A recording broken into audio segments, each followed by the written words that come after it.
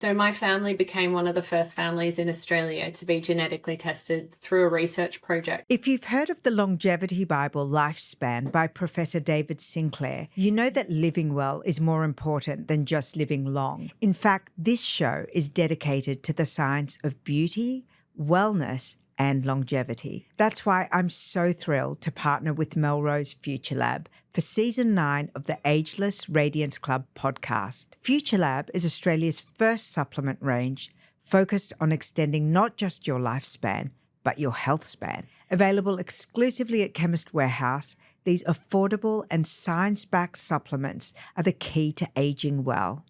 Today on the Ageless Radiance Club podcast, we're joined by healthcare advocate, social entrepreneur, and patient-led innovator Krystal Barter. Krystal's groundbreaking work spans founding Pink Hope, co-founding the Genomics Coalition, and leading Humanise Health, where she amplifies patient choices to create systemic change. Her personal journey with the BRCA1 genetic mutation has fueled her tireless advocacy for genetic testing, equitable healthcare, and empowering others to take charge of their health. Krystal is also the co-founder of So Hot Right Now, an upcoming landmark event on March 1, 2025 at the Sydney Opera House. This symposium will bring together the world's leading voices in menopause, redefining perimenopause and menopause as pivotal opportunities for transformation in women's health. With a lineup of global experts and inspiring panelists, the event aims to challenge outdated myths and inspire women to thrive during midlife transitions. Get ready for an inspiring conversation about longevity, cellular wellness, and how advocacy is shaping the future of health. Krystal, I can't believe I finally got you on my show. We've known each other, 20 years, 15, 20 years, something crazy like that, since you were a baby. Yes, 20 years does a lot of things to the human body. Look, you are an extraordinary story. Separate to being an extraordinary woman, you have really changed the landscape of health conversations in Australia, firstly with the work you did with Pink Hope, but also with the Genomics Coalition, which I am really excited to talk about. And now you've turned your expertise and attention towards the conversation around menopause, but particularly from your point of view, which was medically induced menopause, which we're going to talk about today. I'm wondering if you can start with your story of the BRCA1 diagnosis and your experience with breast cancer and what led for your work in advocacy. Sure. So I come from a family, as you're aware, Bahar, that has had multiple generations of cancer, each at increasingly younger ages. So it went from 60s to 50s to 40s to 30s. And I grew up from a really young age, kind of knowing that that was a part of my story. I grew up with women around me that had flat concave chests or were going through mastectomies or were at periods of not being well. So that kind of leaves scars in a different way for a young woman who's kind of growing up and growing breasts and getting to, essentially starting to fear her own womanhood and her own body. And that happened from a really young age for me. It was around when I was 22, 21, that I was genetically tested. So my family became one of the first families in Australia to be genetically tested through a research project called KCOMFAB, which is funded by the National Breast Cancer Foundation and located out of Peter Mac. And we were told that we carried something called the BRCA gene mutation. Back then, I'm talking a long, long time ago, it was unknown. I didn't know anyone who carried this genetic mutation, and the website and social media as we know today is not like it is now. I was in old school forums. Dr. Google was not how easy it is now. There was no ChatGPT. So it was me and my keyboard into the rest of the world trying to find people who carried this genetic mutation. Well, you found Angelina Jolie. Yeah. Well, she Right, found literally. yeah. That's a whole podcast in itself. It really is. met with amazing kind of pioneers in the space. Wendy Watson from the UK, Sue Friedman, Lindsay Avner, lots of original kind of advocates. And I was very fortunate that they shared their stories with me. They inspired me to be proactive with this knowledge. And without them, I don't know if I would have had, the knowledge or the strength, because it wasn't available locally for me. There was nothing really going on in Australia. And so I went in, I lived with the knowledge for about 3 years, then decided to surgically remove my breasts rather than face the threat of cancer, that cloud that was hanging over my life. And I was 25. I had 2 young babies at the time. And I just wanted my breast gone. And I woke up, and even though I was in excruciating pain and I felt relief. And that, to me, I knew I'd done the right thing. And then, over the next, let's say, over 10 years with my breasts, I've had like 7 different surgeries.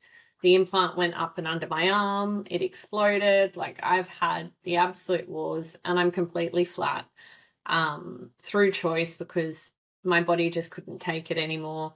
And I wouldn't change a thing. And it's taken me a long amount of time to heal and to feel okay with that. But I wake up every day and I feel content with the decisions that I've made, even though I didn't end up the way that I thought I would. And then obviously I've had multiple gynae surgeries to reduce my risk of cancer. And obviously I had some different issues with I had to have a hysterectomy because of some endometriosis and things like that. So You it's know, been a lot. it's been a lot, and I feel like I knew you from before you had your double mastectomy Yeah. and then the reconstruction surgery. I remember that time really well. And the thing that I want to say, and I'm sure you get this all the time, but I just want to like re-acknowledge, is you are ferociously upbeat. I've actually never ever met a woman who has taken their health and their personal accountability about their life story in stride in the way that you have. And then in the midst of all this chaos, you always had time to advocate for other women. I think the first time I ever saw you was on the Today Show. Or maybe before, I don't know. It just goes a long way back. And the fact that in the middle of all this you had young children, you still had it in you to say, you know what, there's got to be a better way for other people. And Yeah. that you've always been involved in not-for-profit fundraising. You've raised millions of dollars. Like, I know, I've seen your efforts. I like, truly, you've changed the conversation around self-advocacy and also paying it forward. And I'm wondering if and you touched on this, and we'll speak more about this because your next project is, you know, incredible. You've co-founded an event that's coming up in March called So Hot Right Now, which really speaks to my heart. It's a menopause focus extravaganza at the Opera House on the 1st of March in 2025. And the lineup is extraordinary. It's a superb international cast of the who's who of the menopause. It's going to be emceed by the formidable Shelley Horton, who I know and love. There's a great mix of Australian and international experts, and 2,000 women are expected to join to be part of this celebration, one, and also education. And I'm wondering, you know, what part of your journey made it like that you wanted to kick open the door to talking about menopause in just such a holistic way? I kind of feel a bit like the forgotten sister of the menopause movement. I, carrying the BRCA gene mutation puts me at incredibly high risk of breast cancer.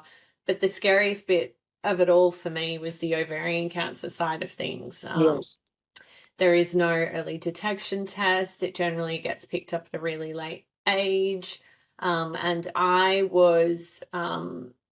had watched my mum have to have her ovaries removed due to a benign tumor and terrible, terrible endometriosis. Like, she was an absolute mess. And because of her history of cancer, they wouldn't let her go on hormone replacement therapy. They didn't even really talk to her about it. So she was like 44, I think. And she went overnight into surgical menopause, and she has suffered every day since then. And I was more fearful. I was paralyzed, really, of dealing with my ovarian risk because I didn't want my mum's menopause. I Oh didn't. my goodness. I I didn't even think of that. just didn't. She's so unwell today. I think largely because of what she went through. And And I every know your mum as well. Oh, she's the most beautiful, stoic, amazing woman you could ever. Amazing. Um, but she has suffered every day since that surgery. And I was just totally paralyzed and fearful that that would be my story. And I'm very fortunate. One of the co-founders of So Hot Right Now is Alex Isaac, and she's a fellow BRCA pre-vivor. And she had her preventative her oophorectomy, and she just told me, like, you will be fine, look at me, I'm on HRT. She just took me through it all. And then another amazing advocate who's facing stage 4 ovarian cancer, Caitlin Delaney, was like, come on girl, like, you've got Get to them out. get them out now. Mm. And I did it, and I was so nervous, I was so worried. I laid in that hospital bed and I was waiting for the hot flushes. I was waiting for everything that I'd seen my mum struggle with. And the moment I could start applying that HRT, I did. And I haven't looked back. I feel better than I did prior to that surgery. And I know that's not what happens to every woman. And I know how fortunate I am to be in the position where I have taken active steps in my health to be able to have choices like this. But I want this to be a topic of conversation. I want us to be able to look at both medical menopause and surgical menopause and include it in the conversation, because I'm surrounded by a community of women, whether they're BRCA or whether they've been diagnosed with cancer, that are trying to deal with menopause in a very, very confronting way. And there's not enough support, I think, or enough education or enough peer support around these particular issues. And that's really why I put my hand up to join Kerry Cashel, who is, I'd say one of the leaders of the menopause in Australia, and Alex on the So Hot Right Now journey, to really just bring the experts to the women in a very evidence-based, real, like, conversation that we need to have. And when we thought about that conversation and where it needed to be, and to create a bit of an iconic moment for women, every day whenever I go into the city, I drive past that opera house and I go, that's where you have a conversation that's going to revolutionize women's health. And so we set out to do it. And oh my God, it's a lot of work. It's a lot, but honestly, if there's anyone who's going to do it, it's you and the gang. I mean, the lineup is quite extraordinary.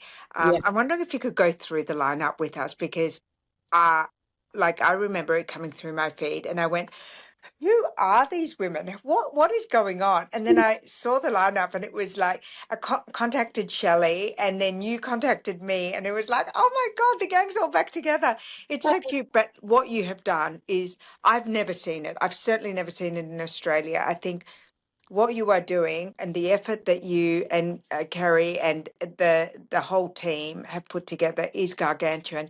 And I really want to anyone who's listening, I just want to invite you to take part in these groundswell moments. Like you will be, first of all, not just for yourself, but for your kids and for future generations. This is the most important women's health conversation that we've had in probably decades. Yeah. And it's finally been tabled.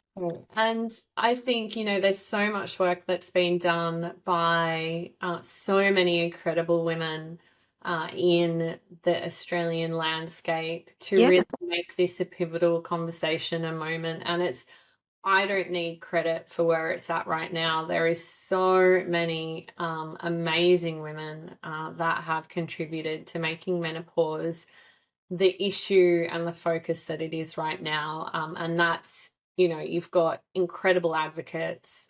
You've got Who have the you got?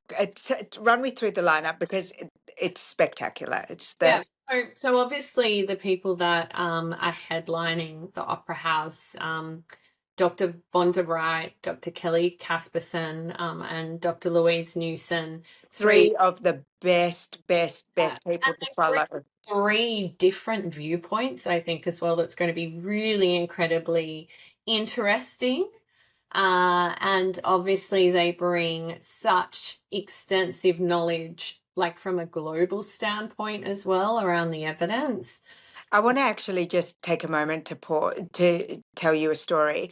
Mm. I've been following Dr. Vonda for just over a year, I would say, and um, one of the TikToks or Instagram lives that she did, and she talks about this all the time, is, to have your DEXA scan, know what your bone density is. And, they say you have to hear a message 15 times now before you take action, right? So definitely I heard it from her 15 times. And on the 15th time, I went, you know what? I better go get a DEXA scan. And Mm. off I went to get a DEXA. And I messaged her that morning and I said, I'm off to get a DEXA scan. Thank you for the reminder. I found out I had osteoporosis in my spine and severe osteopenia in my hips. Now, this is about as bad as it can get when it comes to DEXA scan results. And I'm only 50. I had, menopause, which I didn't know about. I went into menopause at 44. I only really figured it out. I went into menopause at 43. I only found out when I was 45, 46, and then I went on HRT late because I was still deliberating. Terrible story, but true. And in that time, I've managed, because I didn't get on HRT early enough and because I didn't have the conversations with my mother and I didn't take heed or take personal responsibility for my own story when it comes to midlife health. I've developed osteoporosis in my spine and I have severe osteopenia in my hips, which means that if I have a terrible fall, the statistics around that are awful. Yeah.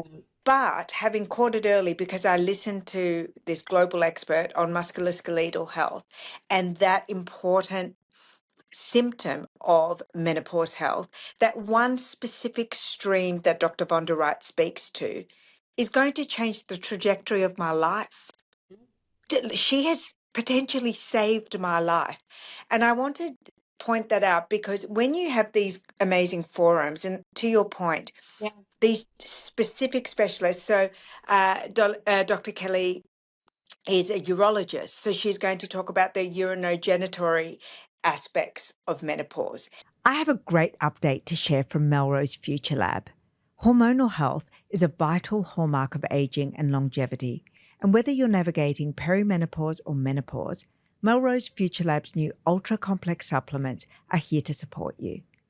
Backed by clinical research and using advanced technology for effective absorption, these formulations are designed to provide relief through every phase. Find them exclusively at Chemist Warehouse. Always read the label and follow the directions for use. She's like a one-woman comedy show. She is hilarious and she is vivacious, and yeah, she's gonna bring the sass. I love Kelly. And she, she is absolutely so entertaining and wonderful. But that level of specialization for Yeah. such an important symptom of menopause and a kind of an icky symptom of menopause that no one really wants to talk about: urinary incontinence, vaginal dryness, loss of libido, all of those things. To have a specialist, a global specialist, speak about it. And I've listened to her and I've taken action as a result. I'm on vaginal estrogen because I've listened to her. Yeah, me too. Yeah. Because I've listened to her. Mhm. And, I do all these things up here and here. I want to take it all the way down there. It's an insurance policy for, If I could bathe in it, I would. and also her advice around testosterone. So I now take testosterone as well, which has been Oh, amazing. we're going to have to talk about that. All of that. So I just love that you have got all of these. And Dr. Newson is a GP. She's a menopause specialist as well. She Really, brings a completely different perspective. she's the original, right? I would credit her with where the issue is today. She's the icebreaker. Yeah, she's the matriarch of where we find ourselves in menopause and women's health, and she deserves a lot of credit for the work that she's done. So hopefully, yeah, What she. about the Aussies? Who's on stage? Oh my goodness! Other than like Shelley Horton, who is going to be the Queen MC, our Peri goddess that she is. We've got Kerry Cashel, obviously, who's She's superb. You should absolutely be following her. yeah. If anyone isn't, she And she's fun too. I like her. really, I love watching her jog and do her piece to cameras. I just yeah, so real. yeah, And then obviously Michelle Bridges, who I think is love her. I've grown up watching Michelle, right? Like, she is like our fitness and wellness icon in Australia. So she'll be bringing not only her own lived experience, but her specialty as well in this area.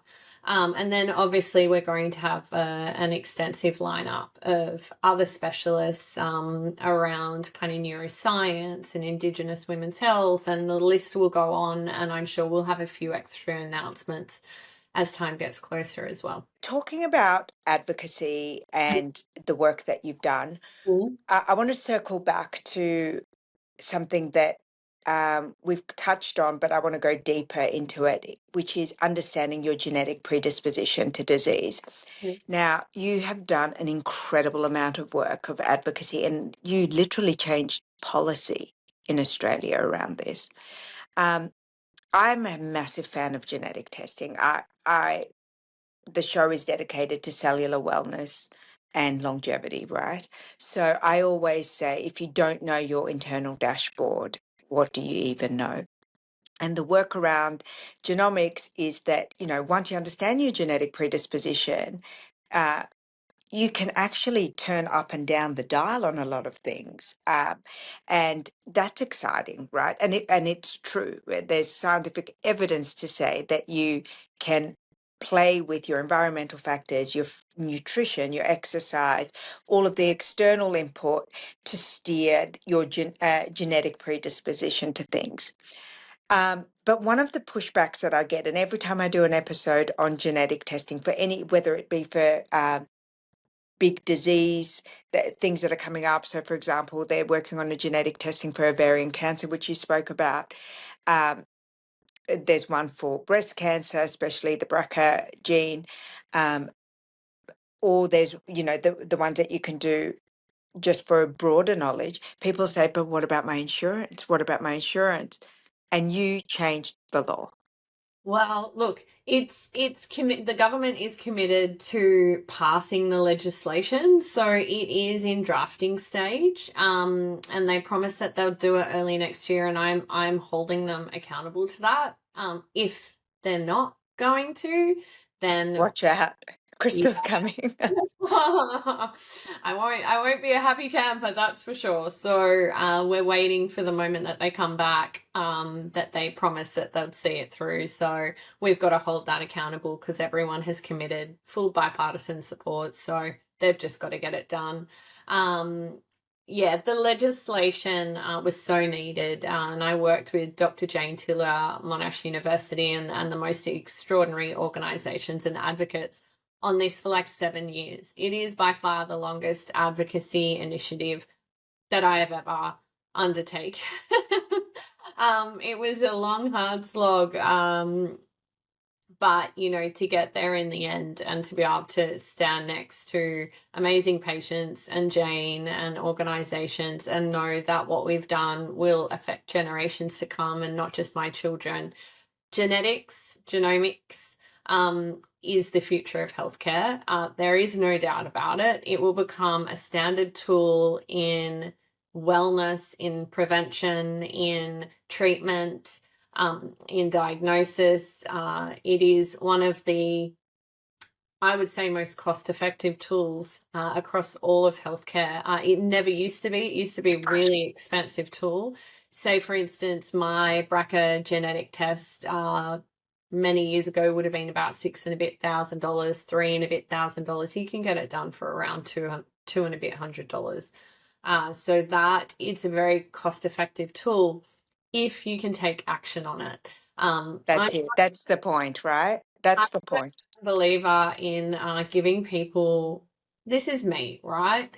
I'm not a firm believer in scaring people and making, you know, more harm than good through giving them information that they can do nothing about, if they don't understand the ramifications of it. So there's lots of things that we need to get right to make sure the environment is supportive for people who need to go through genetic testing, including, you know, data protections, and, you know, the right consenting processes, because I truly don't believe when people sign their names on things that they even understand. We In don't. a period of anxiety or a period of they're not reflecting in the way to understand where their data goes and what all this means. So I think there's a lot of things that we need to get right to protect patients and to protect people. But the greatest thing for me at the core of genetics is really that prevent to treat. Is if you can prevent, you prevent. If you can't, you treat. And, you know, at the end of the day, being able to offer someone a test and then give them the tools and resources that they need to, you know, extend their life. Really, like, I'm the byproduct of wanting to have, I'm the original longevity. Like, That's exactly right. I had this knowledge, this incredible gift of knowledge, and all I wanted to do was something with it. I didn't want to have to walk the same path. I had the data in my hands, I had the evidence, and I needed to do something with it. And I did. It doesn't mean I'm not going to die. That is an absolute guarantee in life. But I just wanted to give myself a bit of length, a bit of longevity. Hopefully, Look, this show is called Ageless, and there is no longevity without health. There's no pill, no oxygen tank you can step into. There's no cream you can rub on your face. There isn't. It like that master health, that genetic predisposition that you need to know. And I just applaud you so much. Can I ask you something? With this legislation that will pass, will this apply to all predisposition that comes up in a genetic test? yeah, everything. So it went, Incredible. you know, Jane, and everyone who worked on it wasn't going to accept anything than a full ban. We need to usher in the Genomics Health era, where we can make sure that every person gets to understand their genetics. We don't choose our genes. We don't effectively choose our parents, our history, everything that gets passed down to us, but we have a right to know it and we have a right to act on it. And that is our choice and our choice alone. And, you know, it shouldn't be corporations, it shouldn't be government, it shouldn't be anyone. And it shouldn't be an algorithm or an actuarial number crunching No, result. and at the end of the day, I look at the beauty that has been this genetic test for me. It's changed my life in more ways than one. I've learnt so much, but really what I've done is cost save the government, my life insurance company, everyone. You know, my genes it was literally written in my genes that I was either going to die or get sick from cancer. And I took active steps to A difficult choice too. to mitigate that risk. And I have been cost positive for everyone who is invested in me, and I want to make sure that people are not scared off for having genetic testing. And one of the greatest barriers was in life insurance discrimination. And to know as of next year that will not be a barrier for people is something that I feel so proud to be a part of. And So that is this only for life insurance, or will it also spread through to health insurance? so health insurance is community rated, so it's not it's not something that we need to worry about in that regard. If that changes in the future, obviously, but health insurance is community rated, What whereas does that mean? so we all go in the same bucket and we come out with an average, but whereas life insurance is more personalized and based on Of course. lots of different factors there. Will you test your children? My kids were in an article for the Australian, and their health editor actually asked them, like, "Are you going to get tested?" My eldest was like, "Once life insurance discrimination is sorted, absolutely." And Bond was like, "Yes, I will, because I can do something about it," and that's honestly one of the first times that I've really asked my kids that, because I always want them to come to me and talk about whatever they want, but I also just want them to be kids, Hmm. to enjoy life. And because this is more of an adult onset condition in my Right. family, I just, I want my 14-year-old to, just enjoy her life, and my boys to worry about it when they need to. But they're well aware. They have come to events with me. I never hide anything from them, and I've been always open and transparent around it. And I think they're pretty well adjusted. But as I can only do the best that I can in those tough situations. I get it. And I think, I've told this story before. It's a funny one, but, Lily said to me this year, Mum, can you have menopause twice? And I went, no, darling, why do you ask? And she said, I just don't think I could live through that again.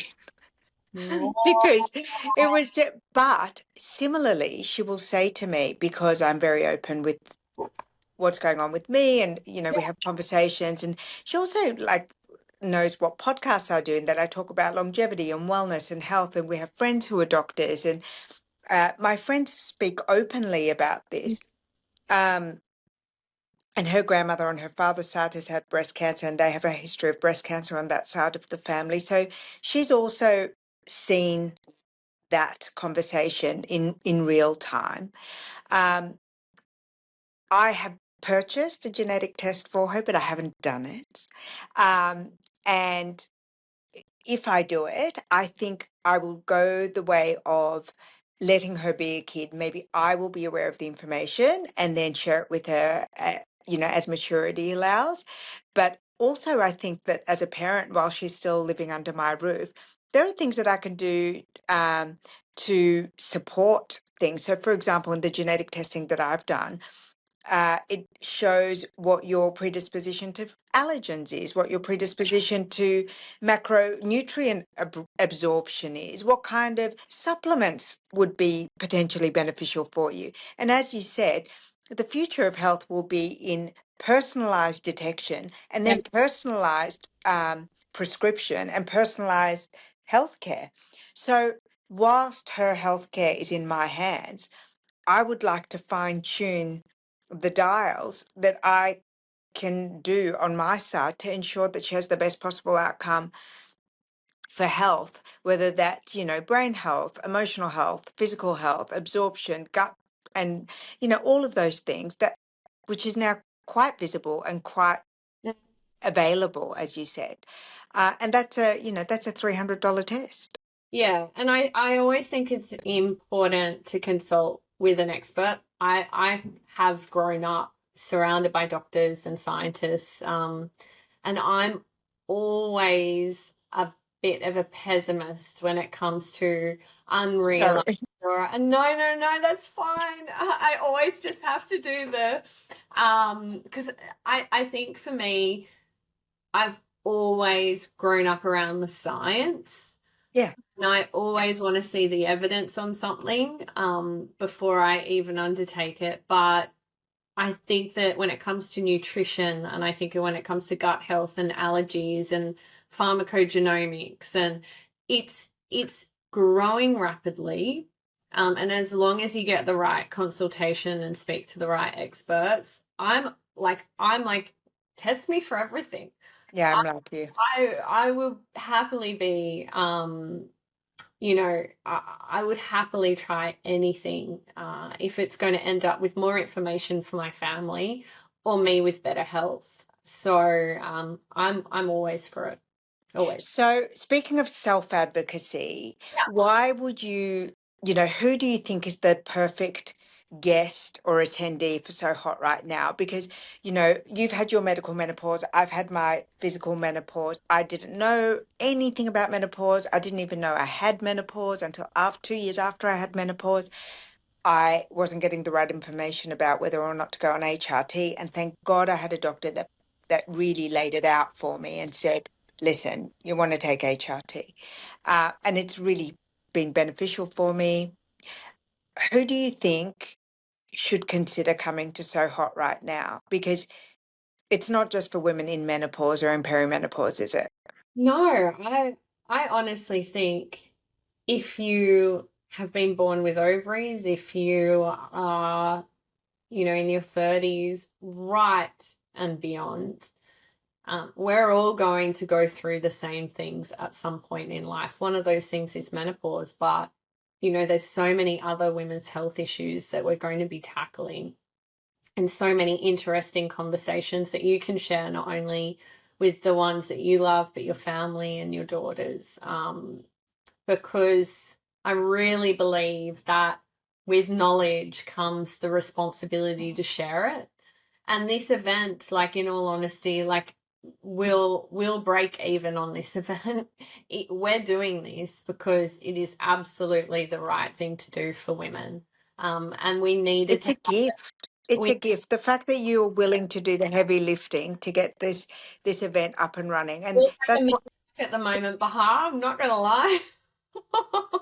but but I know I've done enough things in my career to know when the moment comes and it's here, and it will change women's lives. Like Vonda has changed yours. Like the women that I met globally that have helped me through my career and my life and my decision making, it changes your life. It changes how you go into the world, the choices that you make, and the future that you build for yourself. And I just know the impact that this event is going to have on Australian women will be profound, and it will benefit women for generations to come. And that's what So Hot right now will do. It'll change the women's health landscape in Australia. I'm certain of it.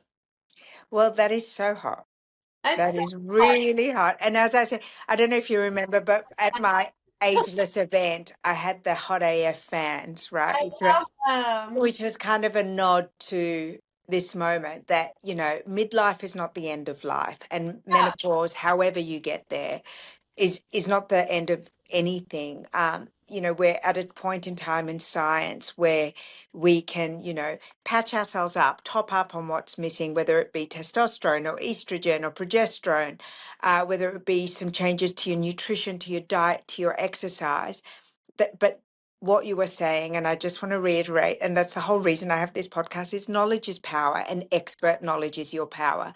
Yeah. Whilst it's great for us as friends, as women, as mothers and daughters, as aunts and grandmothers to have the conversation, nothing beats expert advice. And so my invitation to anyone who's listening, who's considering it, is grab your own menopause and come and join us at with I'll be taking my friends and I'll be inviting my mum, who never took HRT, to come and to make a day of it, because it really is an incredible opportunity to hear from the best experts. But also, I think everything you touch is beautiful. I can assure you that it will not feel like a medical conference.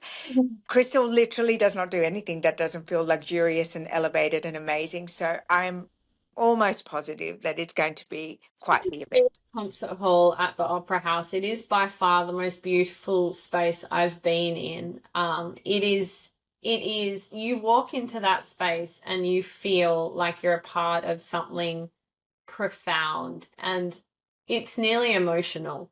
So I know that we've found the right space at the goddamn Sydney Opera House. We need every seat filled. Yes, we do. And we need to make this a moment so that every government that comes after this one and the one after that listens to women, makes decisions on policies and legislations that protects us and our future selves and our daughters to come. And this is a moment to create that. And we need that groundswell. And then who knows what will come after it. But I want to see everyone at the Opera House. Yeah, and anyone who's listening to this episode or watching it, I just want to remind you that menopause is the single biggest event that will affect our longevity, our beauty, our energy, our functionality. And there is no point to be interested in any of those topics if you don't have a handle of what's coming or what has been or what is now around perimenopause and menopause. And it is just so worth carving out the time to attend an event such as So Hot Right Now. And I'm inviting everyone who attended the Ageless Radiance Club event in September. You know, there was 170 of us in the room. We should at least be filling a couple of rows at Krystal's event in March.